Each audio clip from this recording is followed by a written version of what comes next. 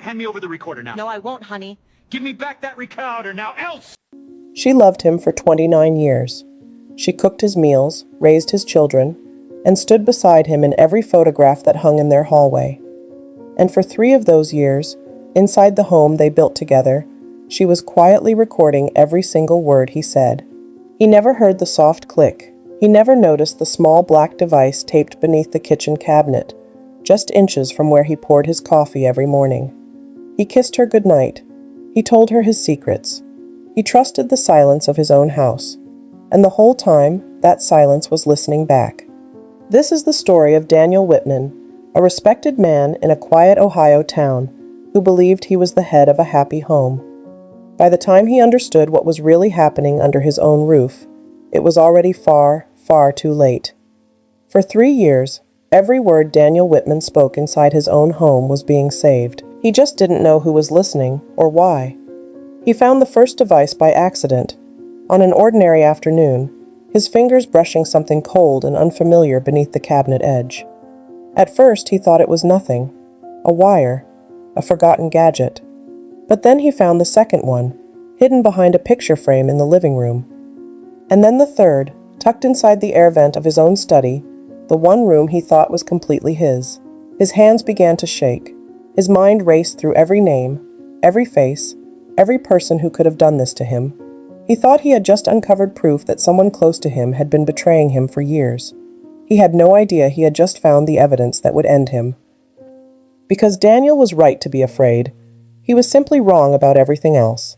He spent that first night convinced he was the victim of some cruel invasion, certain that he had been wronged, certain that justice was on his side.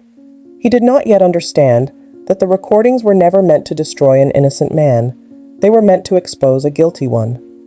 And by the time the truth surfaced, the calm woman, who had pressed record 3 years earlier, would turn out to be the only honest person left in that house. Before we go any further, before we dive deeper, let us know in the comments where you're watching from. We'd love to hear from you, and don't forget to hit that subscribe button so you never miss any of our upcoming videos. Stay with me, because what Daniel did next is the reason this story exists at all. To understand how a marriage of 29 years could end with hidden microphones in the walls, you have to forget everything you think you know about who the victim is. Because in this story, the man who found the recordings was not the one who had been wronged. The woman who placed them was not the one with something to hide. And the truth that connected them both had a name that almost no one in that town had said out loud in years. A name that had been buried under a polite story about a man who simply moved away and lost touch. That name was Ray Coleman. And by the end of this story, you will understand exactly why Lauren Whitman could never let it go, no matter how many years passed or how deeply everyone else around her chose to forget. There are 3 questions at the center of everything that happened inside that house.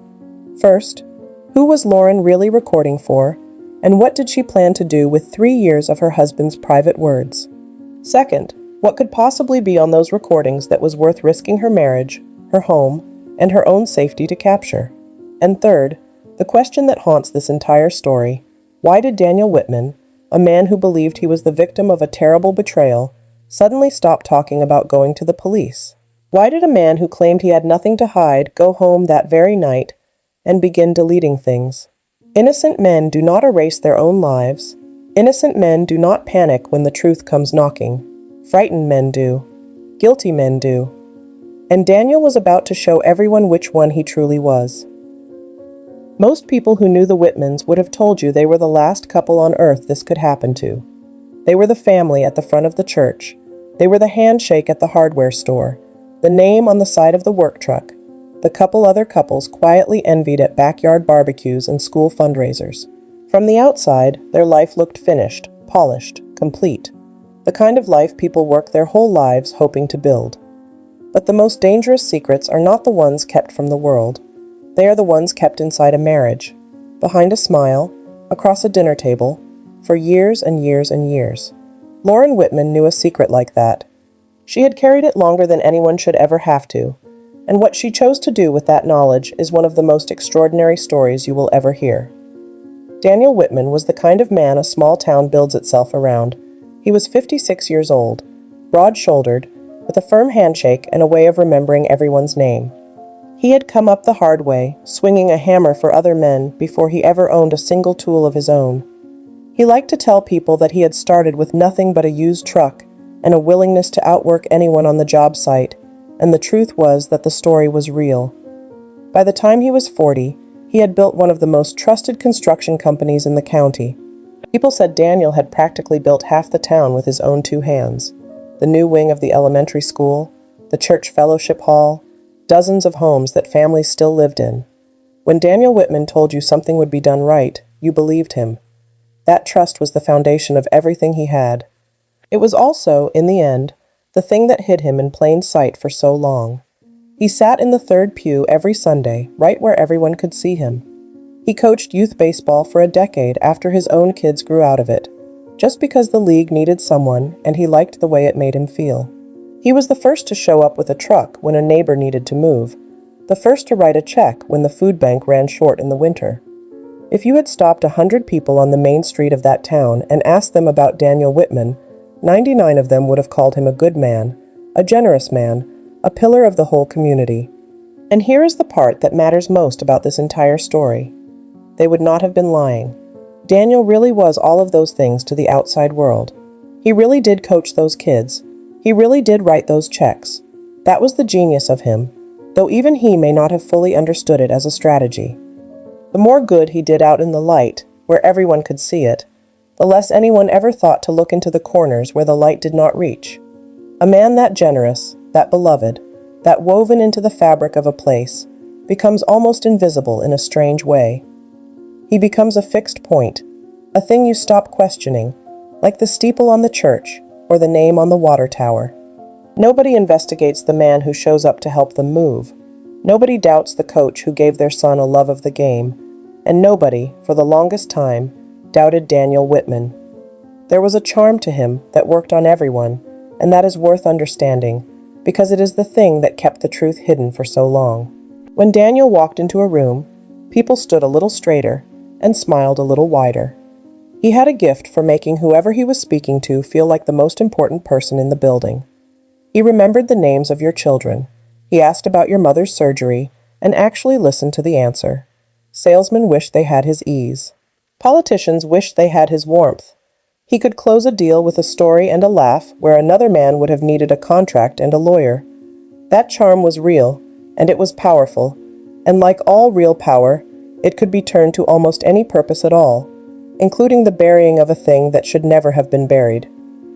Lauren Whitman was a quieter presence, and that was by design. She had married Daniel when she was just 23, a soft-spoken young woman with a sharp mind that most people never bothered to notice. She had been good with numbers since she was a girl, the kind of student who saw patterns where others saw only columns of figures. When she married Daniel, she poured that gift straight into his dream. She kept the books for the company in the early years, every invoice, every payment, every contract passing through her careful hands. She knew the business better than anyone alive, better in some ways than Daniel himself. He had the charm and the vision. She had the precision and the memory. Together they had been a genuine partnership once, in the years before everything changed, back when the secrets had not yet grown too large to hide. She raised their two children, a son named Caleb and a daughter named Hannah, mostly on her own while Daniel built the business. She managed the home, the schedules, the holidays, the 100 invisible tasks that hold a family together while one parent is always out the door before dawn. And she did it all without complaint. The neighbors all said the same thing about Lauren whenever her name came up. She never complained. They said it as a compliment, the highest one they knew how to give a woman of her generation. She was steady. She was dependable. She was the kind of wife who held everything together so quietly that you forgot how much she was carrying. Years later, after everything came apart, that simple phrase would take on a meaning none of them could have imagined. She never complained. They had no idea why. Because Lauren never complained for a reason that had nothing to do with contentment. She was a woman who watched. She listened. She remembered. Where Daniel filled a room with noise and warmth, Lauren sat at the edge of it and noticed the things that did not add up. She noticed which clients paid and which ones quietly disappeared from the books. She noticed the way her husband's stories shifted depending on who was listening, the small details that changed from one telling to the next. She noticed the inconsistencies that most wives would have dismissed as nothing, the rounding errors in a life that was supposed to add up cleanly. For most of her marriage, she did dismiss them. She told herself she was imagining things. She told herself that a good man with a few rough edges was still, at the end of the day, a good man. She wanted to believe in the life they had built, and for 26 years she managed to. There were the children's birthdays and the lake trips and the slow Sunday mornings. There was the addition they put on the house, the one with the big windows she had always wanted. There was the way Daniel still reached for her hand in the car after all those years. A marriage is made of 10,000 small moments like those, and Lauren held on to every one of them as proof that the doubts in the back of her mind were just shadows, just the ordinary worries of a careful woman who thought too much. She did not want to be the kind of wife who suspected her husband. She loved him. She had built her whole life around him. And love, she would learn, is one of the most powerful reasons in the world to look away. The children were the bright center of those years, and they deserved to be understood, because what happened later did not happen only to two people. It happened to a family. Caleb was the older of the two, a steady, serious boy who idolized his father and wanted nothing more than to work beside him one day.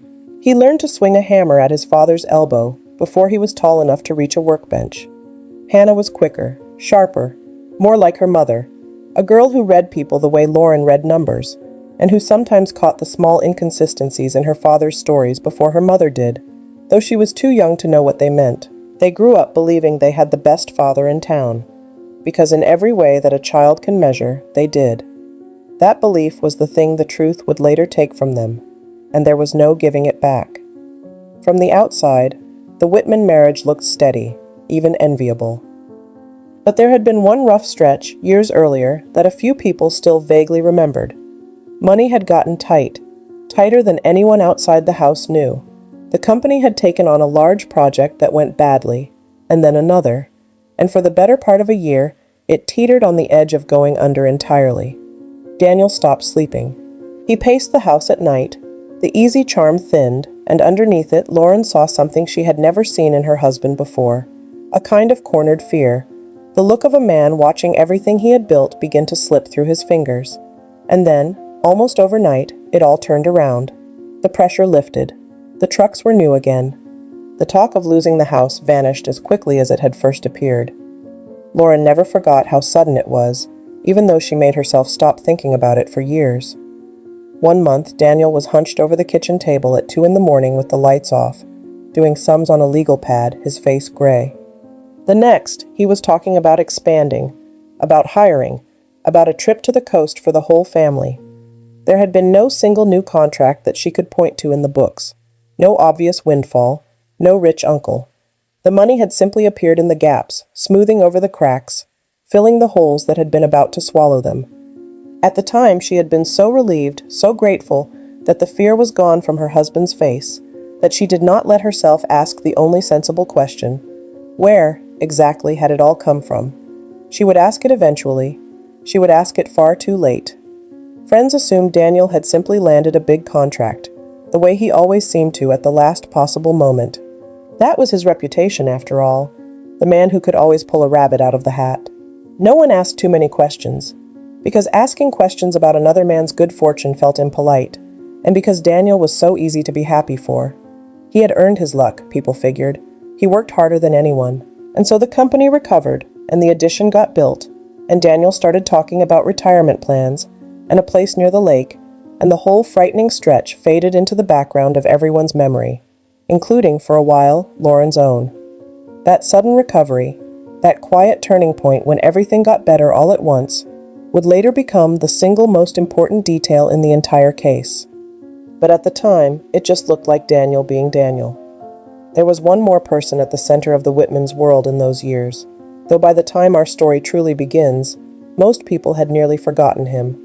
His name was Ray Coleman, and he had been Daniel's business partner for almost a decade. Ray was the numbers man to Daniel's handshake, the one who handled the contracts, the bids, the financing, the careful, unglamorous work that kept the company standing. Where Daniel was loud and beloved, Ray was reserved and a little awkward, the kind of man who was far better with a spreadsheet than a crowd.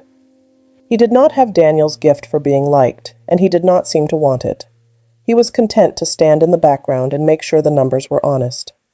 For years, the two of them had been nearly inseparable, two names on the door, an even 50-50 split. Ray was a bachelor, no wife, no children, the kind of man whose whole life was his work. He came to the Whitmans for holidays sometimes, sitting a little stiffly at the edge of the family table, and Lauren had always felt a quiet fondness for him. He was decent. He was honest to a fault, the sort of man who would chase you down the street to return a dime he thought he had shortchanged you. The children called him Uncle Ray, though he was no relation, and he was awkward and gentle with them in a way that was somehow touching, always bringing the wrong gift, but bringing it sincerely. He and Daniel, for all their differences, had seemed to balance each other perfectly, the dreamer and the accountant, the showman and the conscience. Ray was the brake on Daniel's ambitions, the voice that said wait, that said no, that said we cannot afford this. And that, though no one understood it for many years, may have been exactly the problem. Because when the company began to fail during that rough stretch, the two partners did not see the same way out of it. Daniel, people would later piece together, had wanted to take a risk, to chase a desperate gamble that might save everything or might sink it for good. And Ray, careful, honest, cautious Ray, the man who returned dimes, had said no. Ray had wanted to do the slow, painful, lawful thing, to scale back, to admit the trouble, to climb out the hard way over years. Two partners, 50-50, with the whole company on the line and no agreement between them about how to save it. It is the kind of disagreement that ends partnerships every day, ordinarily with lawyers and bitterness and a sign painted over. This one ended differently. Then, sometime during that rough financial stretch, Ray Coleman simply stopped coming around. There was no falling out that anyone witnessed, no argument at the office that anyone overheard, no dramatic goodbye. One season he was there, a fixture of their lives, and the next he was gone, and the explanation arrived so smoothly that no one thought to doubt it. The story people were told was simple and unremarkable. Ray had grown tired of the cold Ohio winters. He had some family out west. He had decided to sell his share of the company to Daniel, pack up, and move to Arizona to start fresh somewhere warm. It was the kind of thing that happens all the time. Partners drift apart, people relocate. Life moves on, and the gaps close over the spaces where people used to be. For a while, Daniel would mention getting a phone call from Ray, settling into the desert, doing well, sending his regards to the family. He would say it warmly, in passing, the way you mention any old friend. And then even those mentions grew further apart, and then they stopped altogether. Ray Coleman became a name from the past, a face in an old company photograph on the office wall, a man who had simply moved away and lost touch. The sign on the trucks was repainted with only one name now. The contracts were re-signed. Daniel, who had once owned half the company, now owned all of it, and no one thought twice about how clean that had been, because the story explained it. Ray sold his share. Ray moved on. Nobody had any reason to doubt it. Nobody, that is, except the woman who had kept the books. Because Lauren remembered something that the rest of the town did not. She remembered that Ray Coleman was not a man who liked the heat. She remembered him at a 4th of July cookout years before, sweating miserably in the shade, complaining with real feeling about how he counted down every summer until the first cool day of fall, how he had moved to Ohio precisely because he could not stand the warmth of the place he grew up. The idea that Ray, of all people, had chosen to retire to the Arizona desert never once sat right with her. But people change, she told herself. People surprise you. Maybe he had a reason she did not know. She filed it away with all the other small things that did not quite fit, the inconsistencies she had spent a lifetime noticing and then carefully choosing to ignore for the sake of her own peace. There was something else, too, something smaller that she only let herself remember much later. Ray had never once written to the children. This was a man who remembered their birthdays without fail, who sent the wrong gift but always sent it, who had been awkward and gentle and present in their lives for years. And then, the moment he supposedly moved away, nothing. Not a card, not a call on Christmas, not a single line to the niece and nephew, who were not really his niece and nephew, but whom he had loved all the same. A man does not move to Arizona and instantly forget the children he doted on for a decade. People drift from their adult friends, yes. But Ray's particular silence, total and immediate and permanent, was the silence not of a man who had moved, but of a man who was no longer anywhere at all. Lauren felt that, long before she understood it. She had no idea that these small details, a man who hated the heat supposedly moving to the desert, a doting uncle who never once sent another card, were the loose threads that would eventually unravel everything.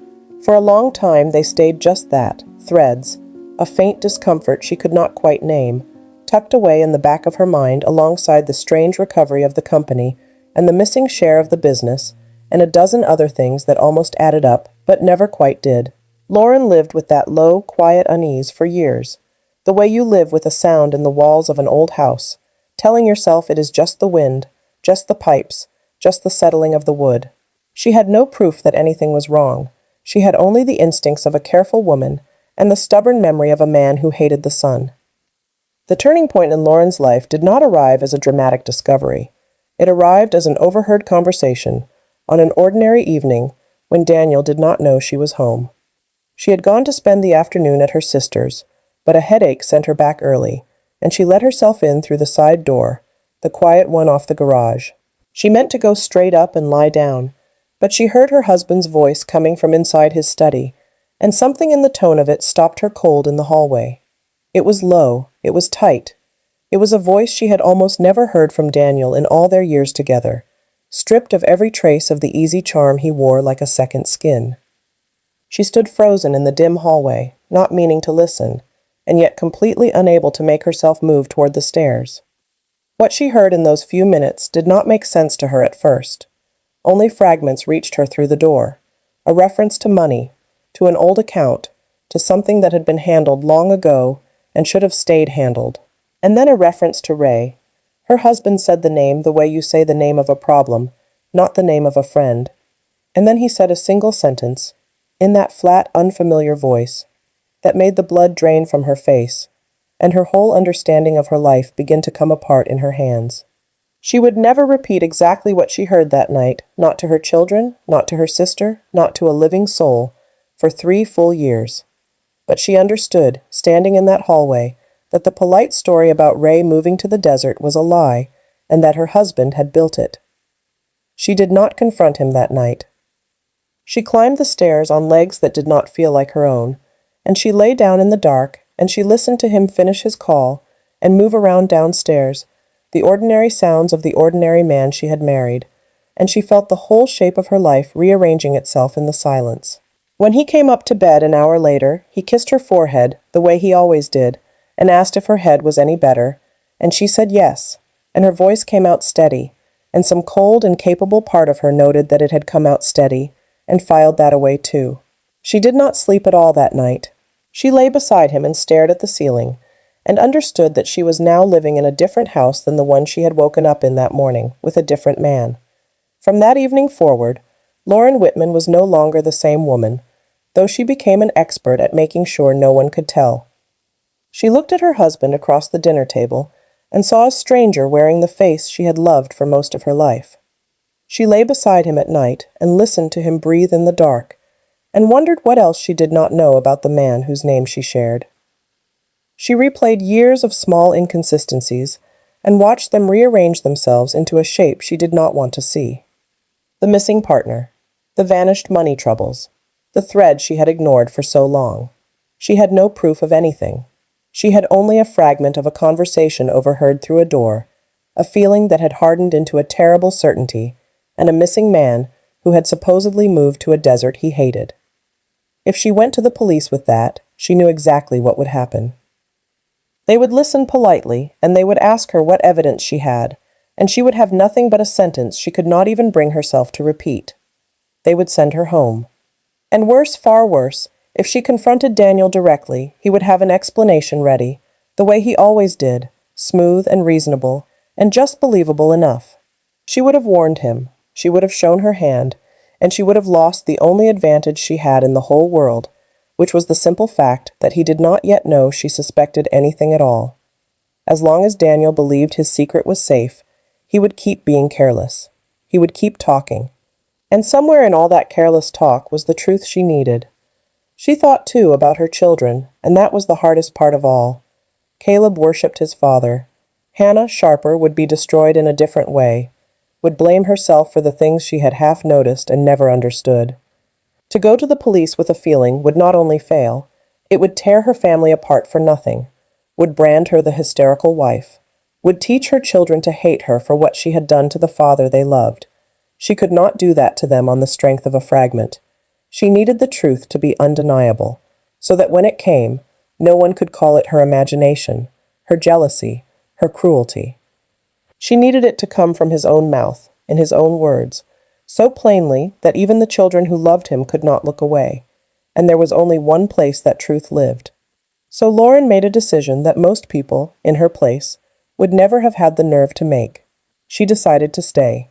She decided to keep smiling, keep cooking, keep standing in the photographs, keep being the quiet, dependable wife everyone believed her to be. And she decided, very quietly, to start gathering proof of her own. She did not know how long it would take. She did not know if she would ever find what she was looking for, or if she was risking everything for a truth she would never be able to hold in her hands. She knew only that the truth lived inside her own house, in her husband's unguarded words, in the things he said when he was certain that no one in the world could hear him. And so, that spring, she bought her first small recording device and taped it beneath the kitchen cabinet. She remembered the day she bought it with perfect clarity ever after. She had driven 2 towns over to do it, to an electronics store where no one knew her face, and she had paid in cash, and she had sat in the parking lot afterward, with the little box in her lap, and her hands shaking on the wheel, asking herself if she had lost her mind. Ordinary women did not do this. Ordinary wives did not spy on their husbands. For one long moment she nearly drove back and returned it, and then she thought of Ray, and of the children he never wrote to, and of the way Daniel had said his name like the name of a problem, and she put the car in gear and drove home and waited for an afternoon when the house was empty. That night, when Daniel slept, the first device was already in place, listening. She did not sleep then either. For 3 years, the devices did their work in perfect silence. Lauren placed them carefully, one at a time, never all at once, in the rooms where Daniel let his guard down the most. The kitchen, where he took his early morning calls with a cup of coffee before the day began. The living room, where he talked business in the evenings with a drink in his hand and his feet up, believing himself off the clock. And finally, after months of working up the courage, his study, the locked and private heart of the house, where he was most certain no one could ever hear him. She taught herself how to swap the tiny storage cards without leaving a trace. She taught herself to back up the files onto a drive she hid in a place he would never think to look. She became, with no training and no help at all, a patient and meticulous investigator inside her own marriage. The discipline it required was its own kind of prison, and she lived inside it for 3 years. She learned his schedule down to the minute, not as a loving wife learns it, but as a watcher learns the habits of the things she watches. She knew when he would be in the shower, when he would step out to the truck, when he would be deep enough in a call that she could slip into a room and exchange a card and slip out again, with her heart slamming against her ribs. She kept a second life entirely in her head, a calendar of risks and windows that she could never write down. Some nights she copied files in the small hours while he slept, the glow of the little screen hidden under a blanket, her ears straining for the creak of the bed in the next room. She aged years inside those 3. No one saw it. That was the whole point. And the man she was watching never suspected a thing, because in his own mind, he had already gotten away with it years ago. That was the strange and terrible safety Lauren operated within. Daniel was not a careful man at home, precisely because he believed his home was the one place in the world he never had to be careful. He had built a reputation so spotless, a life so beloved, that he could not imagine anyone looking at him sideways, least of all his own quiet wife. His arrogance was her cover. Every time he spoke too freely on the phone, every time he let his guard slip in the privacy of his study, He was handing her another piece, never knowing that the woman pouring his coffee and folding his shirts was assembling them all, one careful day at a time, into something that would one day be impossible for anyone to deny. There were the holidays, which were the hardest. She would set the table for the children and grandchildren, and Daniel would carve the turkey and tell his stories, and the whole table would glow with him, and Lauren would sit at the foot of it and smile, and pass the dishes and know what she knew. She would watch Caleb laugh at one of his father's jokes and feel something tear inside her, because Caleb did not know, could not know, that the warm and generous man at the head of the table was the thing she was building a case against. She carried it through Thanksgivings and Christmases and birthdays and a wedding, smiling in the photographs, the dependable wife, the steady mother, the woman who never complained. Every photograph from those 3 years is a photograph of a woman holding the heaviest secret imaginable and letting no one see the weight of it. She held it alone. There were nights, she admitted long afterward, when she came so close to giving the whole thing up. Nights when the fear became almost more than her body could hold, when she lay awake in the dark listening to Daniel breathe beside her, and wondered if she was throwing away her one life chasing a truth that no one would ever believe even if she found it. She wondered if she was wrong. That was its own kind of torment, the not being certain, the long stretches of ordinary married life where Daniel was so kind, so familiar, so much the man she had loved, that she would think, I have imagined all of it. I am a sick and suspicious woman, and I am recording my own good husband like a criminal.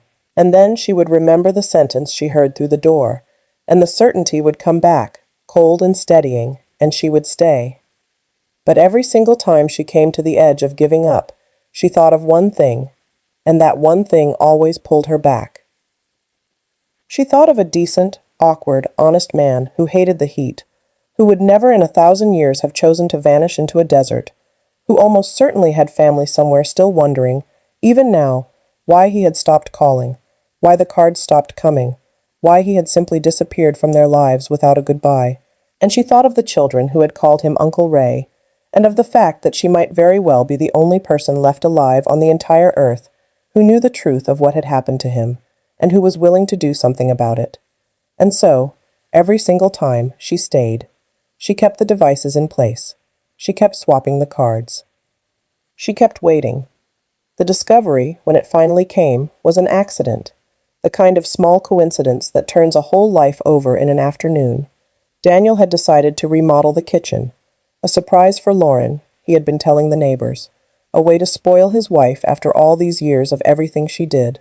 The irony of that would only become clear to him much later, and when it did, it would be one more thing he could not bear to think about.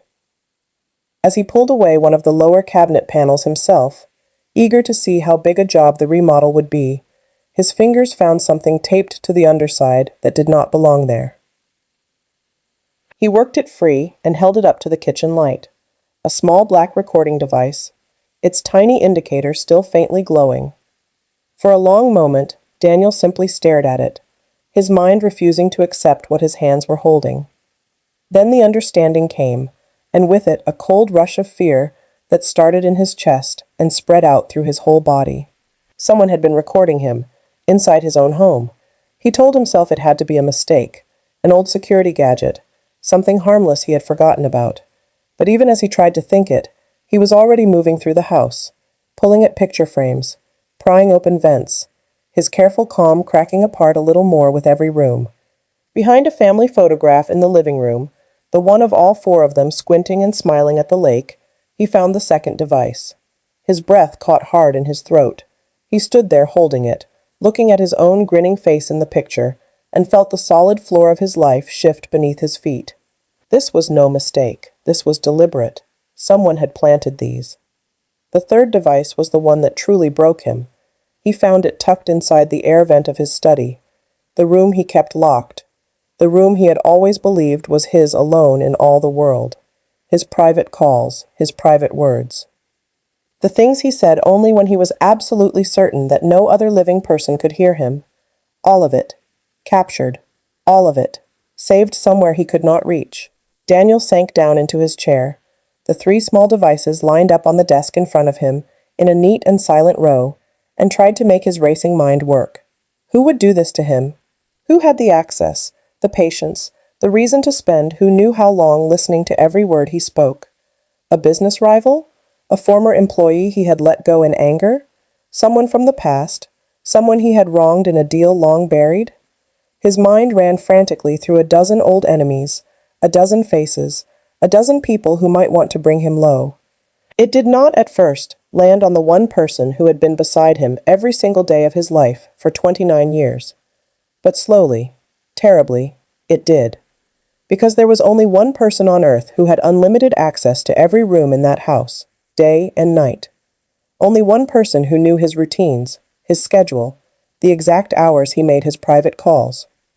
Only one person who could move freely through those rooms without ever drawing a single suspicious glance from anyone, because she belonged there as surely as the walls themselves.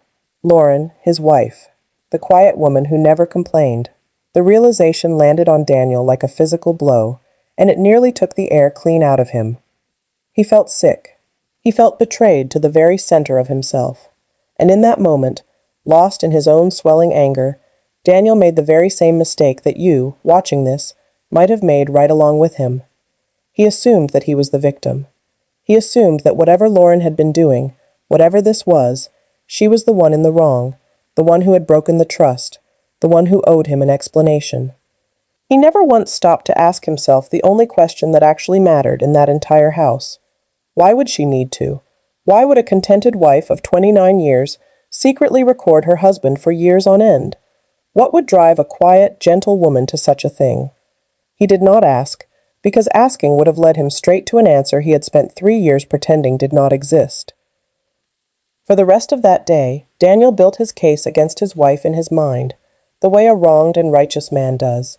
He convinced himself she was planning to leave him. She had found herself a lawyer.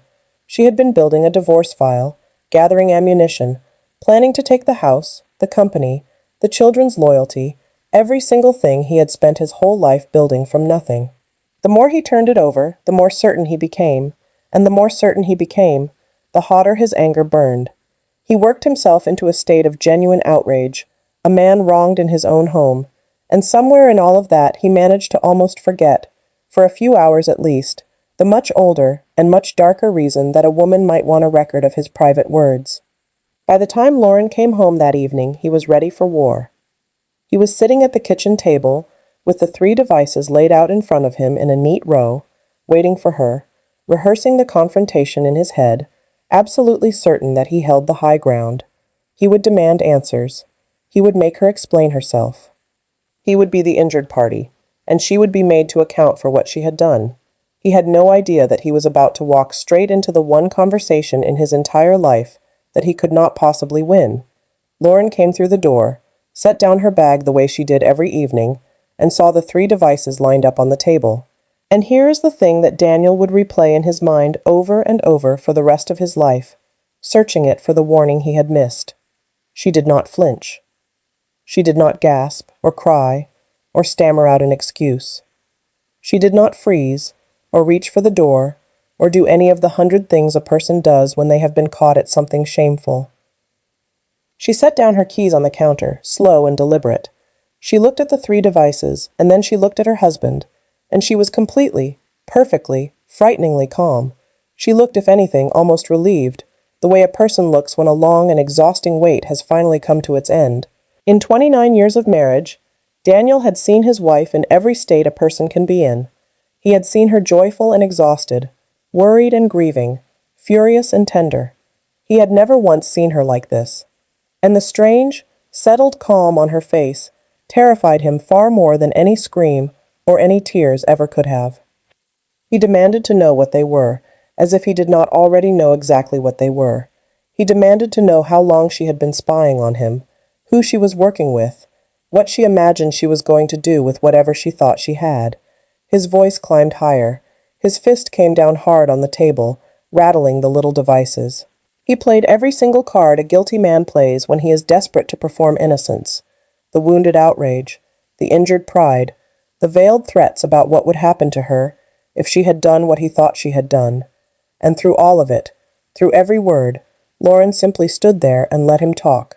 watching him the way you might watch a hard rain move across an open field, knowing it could not reach you where you stood. She had been ready for this exact moment for 3 long years. When he finally ran out of breath, when the heavy silence in that kitchen grew thick enough to press against the walls, Lauren spoke for the first time. She said just one sentence, quietly, without any heat in it at all. "You should be glad," she told him, "that it was only me listening." And Daniel went absolutely still. The anger drained out of his face all at once, and something else flooded in to take its place, something he had not let himself feel since the night 3 years earlier when a certain phone call had gone wrong and his wife had come home early. It was fear. Cold, total, bottomless fear. Because in that single quiet sentence, he understood everything. He understood that his wife was not bluffing. He understood that she was not building a divorce case at all. He understood, finally, that she knew. She knew the thing he had spent 3 years believing was buried so deep that the world would never find it. And she had spent those very same 3 years making certain that she could prove it whenever she chose to. The confrontation he had been so sure he would win was over before it had truly begun, and he had lost it completely and forever, in the space of one sentence spoken across his own kitchen table. He did not call a lawyer that night. He did not call the police, though a genuinely innocent man who had just found hidden recorders planted throughout his home certainly would have. Any innocent man would have been on the phone in an instant, outraged, demanding an investigation, demanding to know who had violated his home. Instead, Daniel Whitman went into his study, and he shut the door, and he locked it, and he began, quietly and desperately, to delete things. And that, more than the recordings, more than the missing partner, more than anything else in this entire story, is how you know exactly who the guilty party in that house really was. In the days that followed that confrontation, the Whitman home became a place of strange and careful silence. From the outside, absolutely nothing changed. Daniel still left for work in the mornings. Lauren still made dinner in the evenings. They still waved to the neighbors over the fence and sat together in the third pew on Sunday, 2 heads bowed in the same prayer. But inside those walls, 2 people were now locked in a quiet, motionless war that no one else on earth could see. Daniel watched his wife constantly now, trying to calculate how much she really had, whether she had told anyone, whether she ever would, and Lauren simply went about her days, holding all the power, showing none of it. For a marriage that had lasted nearly 3 decades, the end, when it came, did not arrive with shouting or with slammed doors, or with suitcases by the curb. It arrived as this: 2 people circling one another in a house full of secrets, each one waiting to see who would move first. Daniel could not act against her, because he did not know how much she had, and any move he made might be the one that tipped her into going to the authorities. Lauren would not act yet, because she was waiting, still waiting, the way she had waited for 3 years already, for the right moment and the right hands to put her evidence into. It was a standoff conducted entirely in silence, over breakfast, in passing in the hallway, in the dark of a shared bedroom where neither one of them truly slept anymore. It could not last. They both knew it. When the truth of this case first began to surface, the few people who caught early pieces of it naturally reached for the simplest explanation they could find. Surely, they thought, this had to be a story about an affair. A wife who would secretly record her husband for 3 long years must have been trying to catch him with another woman. And on the surface, there did seem to be a little evidence for it. Daniel had been working late for years, the way ambitious men do. There had been a younger woman, a bookkeeper at one of his job sites, whose name had come up more than once around town in the way such names do. And there was a second phone, one that Daniel had not known about, that surfaced in the middle of all of this. To anyone looking from the outside, it fit together neatly. A cheating husband. A wronged wife. Hidden devices to catch him in the act. It was a tidy, familiar, comfortable story, the kind people can understand without having to think too hard about it. It was also completely and entirely wrong, because that second phone did not belong to Daniel at all. It belonged to Lauren. And when its contents finally came to light, there were no romantic messages on it, no screenshots, no jealous evidence of a marriage falling apart over another woman. What that phone held was something far colder and far more methodical than heartbreak. Folders. Dozens upon dozens of them, organized neatly by date, stretching back a full 3 years. Audio files, hundreds and hundreds of hours of them, each one carefully labeled, each one stored and backed up with the patience of a professional archivist. The affair theory collapsed the very instant anyone actually looked at what Lauren had truly been collecting all that time. This was not the frantic work of a wounded, jealous wife trying to catch a straying husband in the act. This was the cold, deliberate work of someone building a case, brick by careful brick, over years. Someone patient, someone disciplined, someone who was frightened of something a great deal worse than the thought of infidelity, and that raised a far harder and far darker question than any affair ever could. What was Lauren Whitman so deeply afraid of that she would spend 3 entire years of her one and only life secretly documenting the man she slept beside every night? Women do not endure that kind of fear for an affair. They leave, or they rage, or they grieve. They do not spend 3 years building an archive. The scale of what she had done pointed, unmistakably, to something far larger than a marriage gone wrong. It pointed to a crime. The sheer scale of it was staggering to anyone who came to understand it. 3 years of recordings do not happen by accident, or by impulse, or in a fit of emotion. They require relentless discipline.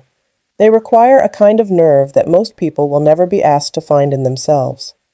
Every few days, for 3 years without a single break, Lauren had quietly retrieved the storage cards, copied the files, backed them all up, and put everything back exactly as it had been, all while living and sleeping beside the very man she was recording.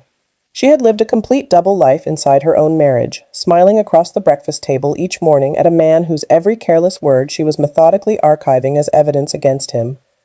When investigators much later came to understand the full extent of what she had built, even the most experienced among them admitted they had rarely seen anything like it from an untrained person. For a time, as the story grew, there was a second theory that troubled people even more than the first one had. Some who learned of the recordings simply could not accept that Lauren had done all of this alone. A quiet, soft-spoken housewife, 3 full years of careful surveillance, hidden drives, encrypted backups, the discipline of a trained investigator. Surely, they reasoned, someone had been guiding her hand, a clever lawyer perhaps, coaching her from the shadows, a sibling with a grudge and an agenda, or maybe even another man. Someone with his own reasons to want to bring Daniel Whitman down, using the overlooked wife as his quiet instrument. People wanted to believe she had been a tool in someone else's hand, because the alternative was somehow harder to sit with. The alternative was that this entirely ordinary woman had conceived and carried out the whole thing herself, out of nothing but fear and conscience. But every single thread that anyone pulled on that theory led nowhere at all. Lauren had no secret partner waiting in the wings. There was no shadowy advisor, no coaching lawyer, no vengeful man pulling strings from off stage. There was no one she had confided in, not her sister, not a friend, not a soul, because confiding in anyone would have been a risk she could not afford and a weight she would not place on another person. She had acted entirely alone, by her own choice, from the very first day to the very last, and she had told no one until the day she finally told the only person who could act on it. The loneliness of that is almost impossible to imagine. 3 years of the most frightening secret a person can carry, and not one single human being to share even one moment of it with. She carried it by herself, all the way. And that brought everything circling back, once again, to the one name that had been waiting patiently at the edge of this whole story from the very beginning: Ray Coleman, the forgotten business partner, the decent, awkward, honest man who supposedly grew tired of the cold and moved to a desert he had spent his whole life hating, and then quietly lost touch with everyone who had ever known him. For years, not one single person had thought to question that smooth and tidy story, because there had never been any reason to question it. But now, with hidden recordings surfacing, and a long marriage quietly collapsing from the inside, an old and deeply uncomfortable question began to resurface in the minds of a few of the people who had once known Ray. When exactly was the last time any of them had actually spoken to him, not received a vague, second-hand message passed along by Daniel, not heard that he was doing well somewhere out west, but actually heard his voice on the telephone, or seen his face across a room, or shaken his hand in the flesh? The more they tried to pin down an answer, the more uneasy they became, because the harder they searched their own memories, the more they realized a single chilling fact. None of them could remember. Not one of them. There had been no funeral, because there had been no death anyone knew of. There had been no goodbye party, because he had supposedly just slipped away quietly. There was only the smooth story, repeated by the one man who told it, until everyone simply accepted it as the truth. Ray Coleman had not simply moved away from their lives. At some point that no one could even mark on a calendar, Ray Coleman had simply stopped being anywhere at all. An old insurance matter was the first official thread to come loose from the careful fabric Daniel had woven. There had been a policy, years back, tied to the partnership itself, the ordinary kind of arrangement that two business owners make to protect their company if something should happen to one of them. When Ray disappeared from the picture, that policy had quietly paid out a substantial sum. The paperwork had been handled smoothly and professionally, signed off, filed away, and forgotten by everyone involved during the very same stretch of months when Daniel's failing company had so miraculously recovered. At the time, of course, no one had connected the two events. Why on earth would they? But money always leaves a trail behind it, even years and years later, faint but never entirely gone, and once someone finally started to follow Daniel Whitman's money, the timing of his good fortune began to look like something other than luck. Eventually, the case drew the attention of someone who simply would not let the questions go once they had taken hold of him. A detective, methodical and unhurried, a man with a quiet habit of reopening the files that everyone else had long since closed and forgotten. He was the kind of investigator who distrusted tidy stories on principle, who had learned across a long career that the cases that bother you years later are usually the ones that were wrapped up a little too neatly the first time. To this detective, Ray Coleman's disappearance had always sat in his memory as one of those loose ends that never quite tied off cleanly, a missing man who had somehow never even been treated as missing, because everyone, including the police of the time, had simply accepted the easy story that he had moved away. He had never been able to fully let it go, and when he began, quietly, to pull at it again, the story came apart in his hands. There was no Arizona address that had ever actually checked out. There was no recent record of Ray Coleman living anywhere at all. No tax filings in the years since he supposedly moved. No driver's license renewed in any state. No phone in his name. No bank account touched. No trace of a living, breathing man anywhere in the country since the season he had supposedly driven west to start a warm new life. A person leaves marks on the world simply by being alive in it. 1,000 small administrative footprints, and Ray Coleman had stopped leaving any of them on almost the exact same week. The detective would eventually realize that a quiet wife 2 towns over had taped her very first recording device beneath her kitchen cabinet. That was not a coincidence. That overlap of dates was not chance, or accident, or the random alignment of unrelated things. That overlap was the entire story, hiding in plain sight, waiting all those years for someone patient enough to lay the 2 timelines side by side and finally see them for what they truly were. The week a decent man vanished from the face of the earth was the very same week a quiet woman who had overheard something through a door began in secret to listen, and when the detective finally understood that, when he laid the dates beside each other on his desk and felt the hair rise on his arms, he understood something else as well. The woman with the recordings was not a suspect in anything. She was not a jealous wife or a vengeful schemer. She was the only witness who had ever, in all those years, been paying any attention at all. When the detective at last sat down across a table from Lauren and asked her, gently and without accusation, what it was that she knew, she did not break down, and she did not refuse to speak. She had been waiting for this exact moment, in one form or another, for 3 years. She simply reached into her bag and set a single small hard drive on the table between them. 3 years of her husband's private words, she explained quietly, every conversation he had ever had inside that house, when he believed himself to be completely alone and safe. She had not edited any of it. She had not tampered with a single second of it, knowing that if she did, it might one day be worthless to the people who needed to hear it. She had only collected it, faithfully, and waited, and prayed that one day someone with the power to act would finally listen. Most of the recordings, she admitted to him honestly, were entirely ordinary. They were business calls and idle talk, and the unremarkable background noise of a life being lived, hour after hour after hour, of nothing at all. She knew that. She had listened to so much of it herself, in the dark, searching. But there was one folder, she told the detective, that was different from all the thousands of others. One folder she had not labeled with a date, the way she had labeled everything else, but with a name instead, and she slid the drive an inch further across the table toward him, without another word, and let him read the label for himself in the quiet of that room. The name on that one folder was Ray Coleman, and the detective, looking at it, understood that 3 years of one woman's life had come down to what was inside it. To understand what was inside that folder, you have to go all the way back to the night that changed Lauren's life, the night she came home early with a headache and heard her husband's voice through the study door. For 3 years she had carried the weight of what she heard that night entirely alone, and now, finally, sitting across from someone who would listen, she explained it. On that phone call, 3 years earlier, Daniel had genuinely not known that his wife was in the house.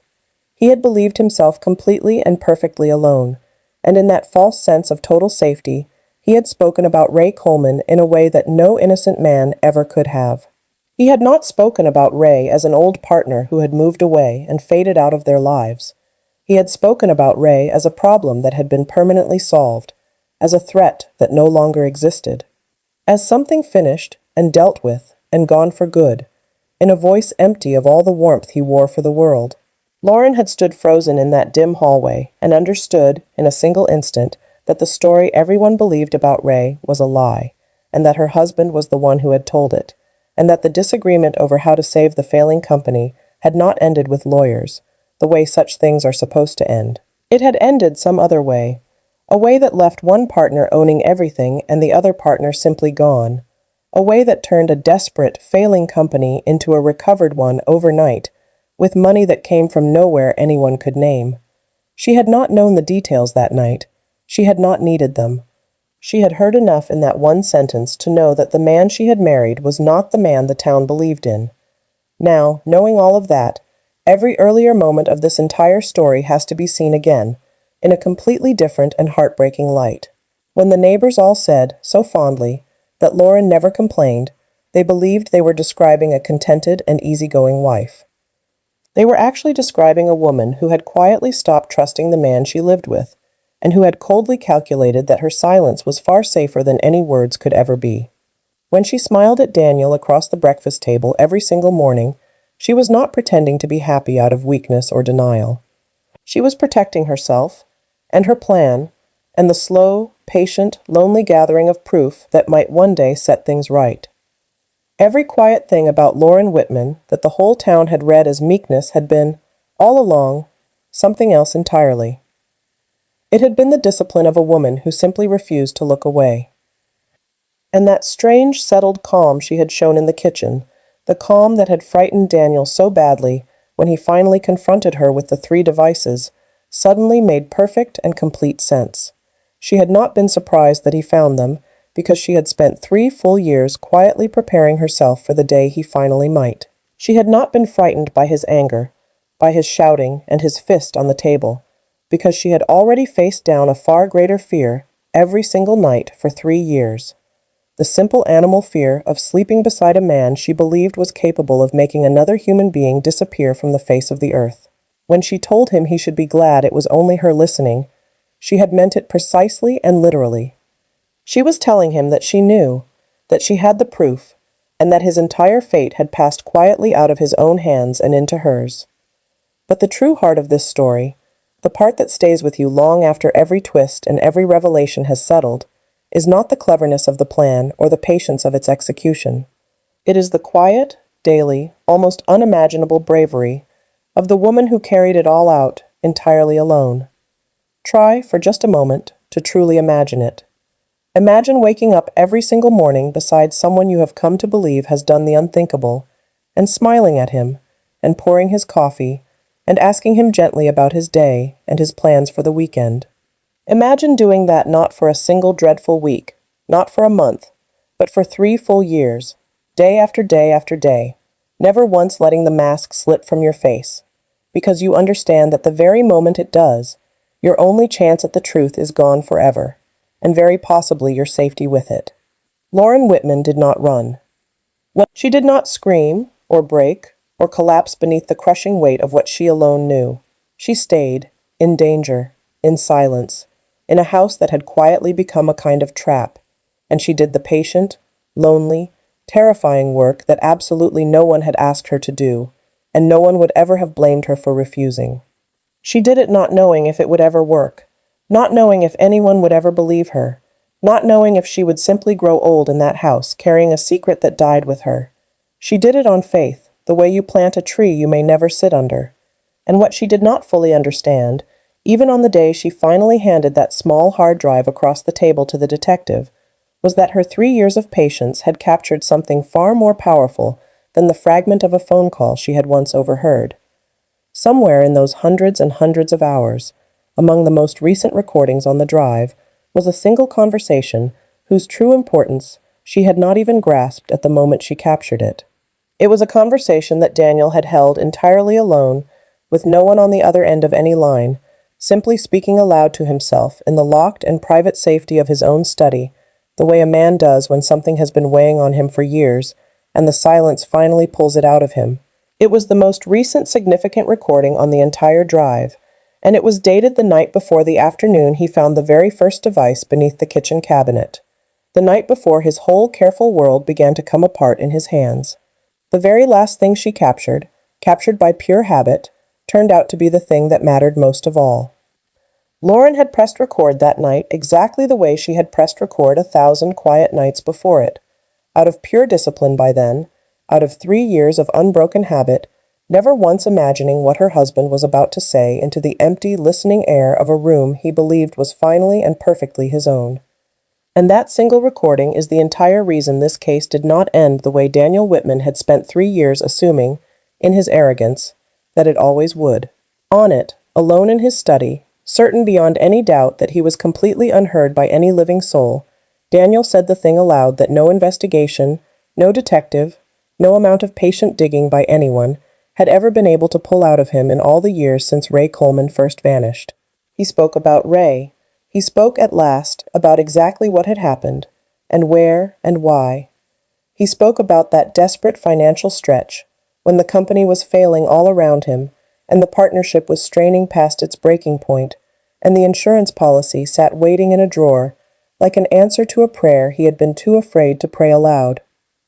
He spoke about the argument with Ray, the honest man who had said no, who had wanted to do the slow, lawful thing, who had stood between Daniel and the only way out that Daniel could see. He spoke about it the way a man speaks only when he is utterly certain that no living soul can hear a single word, with detail, with a strange and weary unburdening, with the terrible carelessness of a man who has fully convinced himself that he got away with it cleanly and forever. He did not know that the walls of that study had been faithfully listening for 3 years. He did not know that he had just confessed.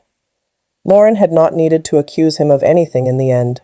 She had not needed to stand up in any room and testify against the husband she had lived beside for 29 years, had not needed to point a finger across a courtroom, or swear an oath, or work to convince a single soul of anything at all. Daniel Whitman had convicted himself, entirely and completely, in his own home, in his own private study, in his own unmistakable voice, captured on his own quiet wife's hidden device. The man who had spent his whole life being trusted, being believed, being loved and admired by an entire town, had finally been undone by the one thing in all the world that he trusted the most of all, the silence of a room he believed was his alone. There is a brutal and perfect kind of justice in that, and Lauren had understood it long, long before anyone else ever could. She had not built a case against her husband, not really.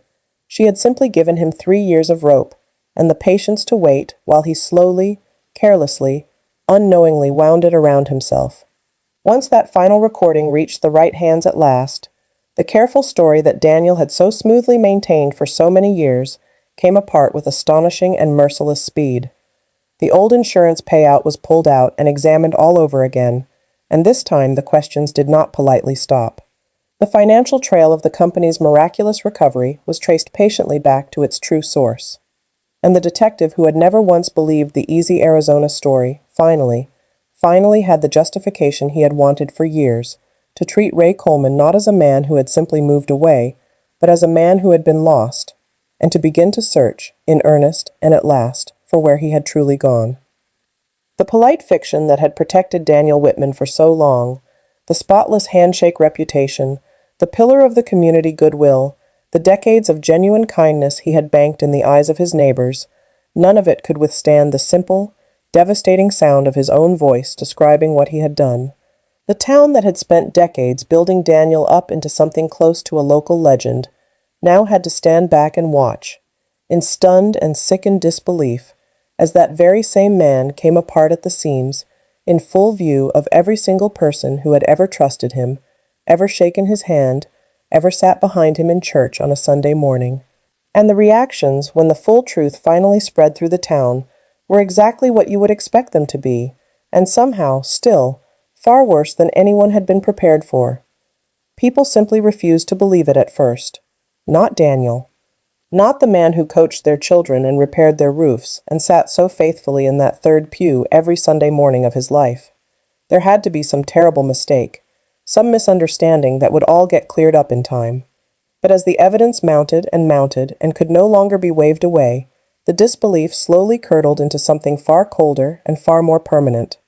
Neighbors found themselves thinking back over the years, over every shared dinner, every easy handshake, every story Daniel had told with that warm and effortless smile, and they felt the very ground shift beneath their own memories. The man they had all believed they knew so well had never actually existed at all, and the good he had done out in the light, every real bit of it, had been the very thing that kept anyone from ever looking into the dark. And the wife they had quietly pitied for all those years as the meek and overlooked one, the dependable woman who simply never made any waves, turned out to have been the single bravest person any of them had ever known, hiding in plain sight at the edge of every room they had ever seen her stand in. As for Lauren herself, her ending is not the triumphant one you might expect from a story like this, and that, more than anything, is what makes it ring so painfully true. She did not celebrate, she did not stand on any courthouse steps and declare a hard-won victory to the cameras and the crowd. When it was finally over, when the man she had once loved with her whole young heart was at last facing the consequences he had managed to outrun for so many years, Lauren Whitman simply went quiet again, in a different and emptier way than before. The constant, grinding vigilance she had carried inside her for 3 full years suddenly had nowhere left to go, and the absence of it left something hollow behind in her, a strange and disorienting stillness where the fear used to live.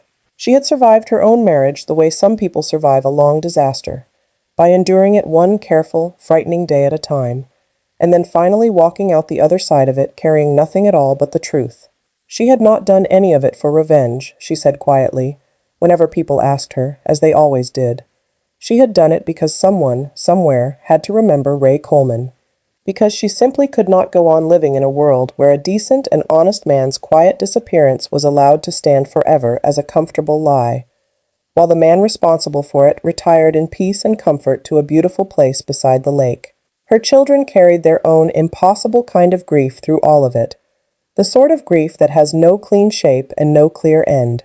They had lost their father, but not to death and not to distance, the ordinary ways that grown children lose a parent. They had lost him to a truth that meant, in the end, that they had never really known him at all, that the man who taught them to ride their bikes and stood so proudly at their graduations had been someone else entirely underneath the whole time.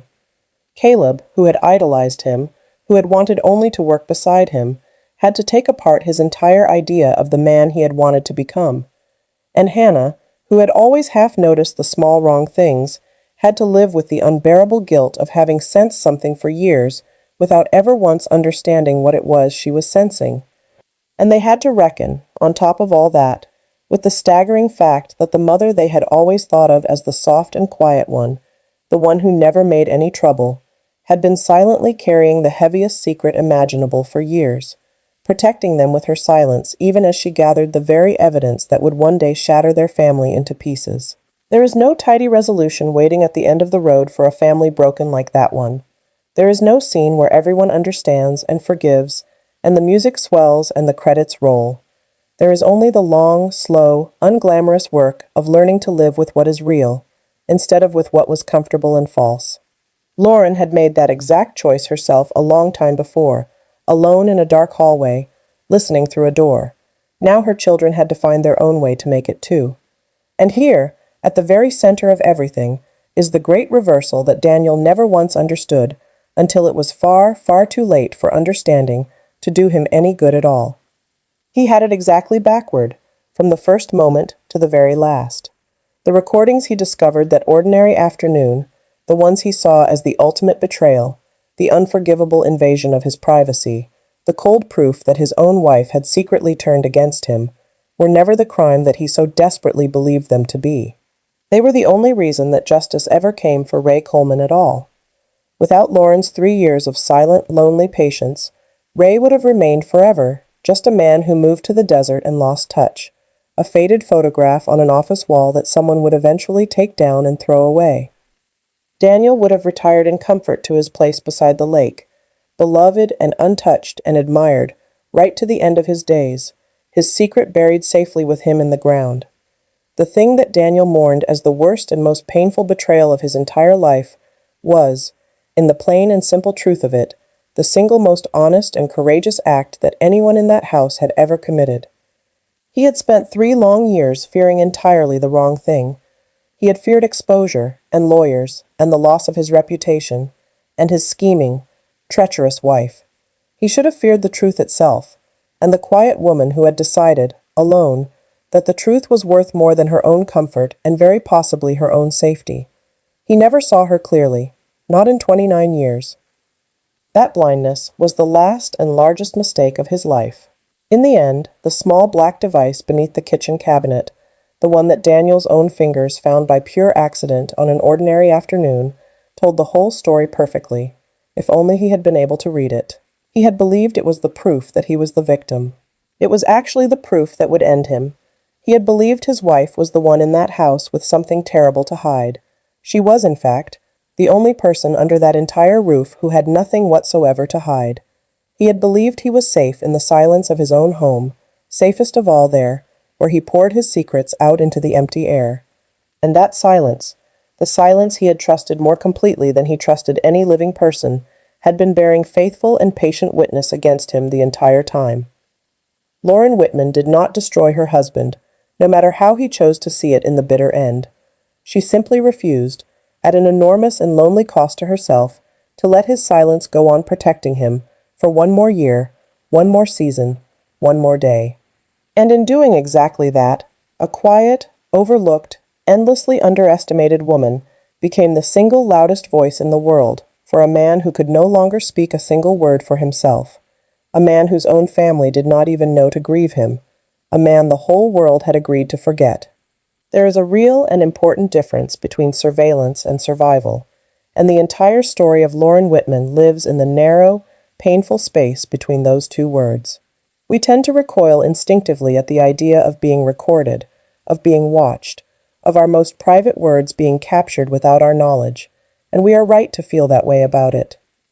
Privacy is a kind of sacred trust between people, and to violate it carelessly or cruelly is a serious thing that should never be taken lightly by anyone. But Lauren's story forces a much harder question upon us, one without an easy or a comfortable answer.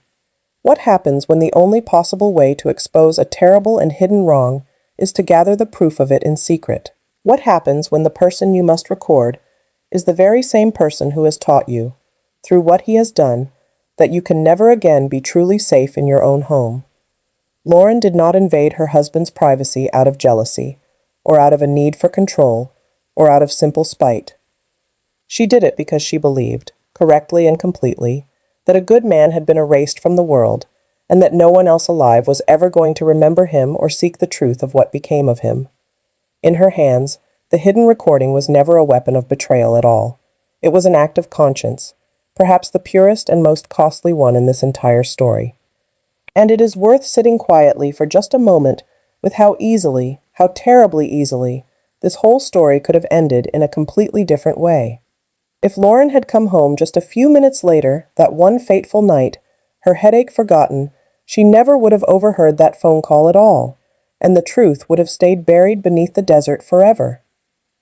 If she had dismissed what she heard the way she had dismissed so many smaller, easier things across all the years before it, then Ray Coleman would still today be nothing more than a man who simply moved away. If she had lacked the patience, or the raw nerve, or the sheer unbreakable endurance to wait 3 full years inside a house with a man she had come to fear, the truth would have died with her. The thin line between justice and silence, between remembering a person and forgetting them entirely, turned out in the end to be one ordinary woman, standing frozen in a dim hallway on an ordinary evening, making the quiet and lonely decision that she simply could not look away from what she had just heard. And that should make every single one of us stop and wonder. How many other truths, in how many other quiet houses, on how many other ordinary streets in how many ordinary towns, are waiting even now for someone with that same impossible and lonely courage? How many comfortable lies are standing today only because no one has yet been brave enough, or patient enough, or stubborn enough to bear witness against them? That is the question this story leaves behind when the screen finally goes dark, and it is not a question that has any comfortable answer at all. So now, I genuinely want to hear from you, because a story like this one is never truly finished until you add your own voice to it. If you had somehow found yourself standing in Lauren's place, if you came to suspect that the person sleeping beside you every single night had done something truly unforgivable, and you knew with certainty that no one on earth would ever believe you without hard proof, what would you have done? Would you have found the courage somewhere deep inside yourself to stay, and to gather the truth patiently, the way that she did, for as long as it took? Or would the fear of it, the daily crushing weight of it, simply have been too much for any ordinary person to bear? Be honest with yourself for a moment before you answer, because it is a far harder question than it first appears. And here is the question that I, personally, cannot seem to stop turning over in my own mind, long after the story is told and the lights come up. Was Lauren wrong to wait those 3 long years? To live every single day beside that danger, rather than simply leaving and saving herself? Or was that patient, lonely, terrifying wait of hers the single bravest and most selfless thing that she ever did in her whole life? Tell me honestly, down in the comments below, where you truly land on this one, because I read them, all of them, and I deeply want to know how this story sits with you tonight. And while you are down there, do let us know one more time where in the world you are watching from, because it never stops amazing me just how far these true stories travel, and how many of you are out there, in the quiet, listening along with me. If this story held on to you from its very first moment all the way through to this last one, then do me one small favor before you go, and hit that subscribe button so that you never miss any of our upcoming videos, because we have many more true stories exactly like this one coming your way very soon. And if the thought of a wife quietly recording her husband for 3 long years unsettled you tonight, then I want you to stay close, because in our very next story, you are going to hear about a woman who slowly discovered that the loving husband she had built her entire life and family around had a second, secret family living quietly just 2 streets away from her own front door, and what she chose to do on the morning she finally walked up their path and knocked. You will not want to miss a single moment of it. Until then, take good care of yourself. Hold the people you truly trust just a little bit closer tonight than you did this morning, and never, ever make the easy mistake of assuming that the quietest person in the room is the one with the very least to say. Because sometimes, as Daniel Whitman learned far too late to save himself, the quietest person in the whole house is the one who has been paying the closest attention of all, the one who sees everything, remembers everything, and waits.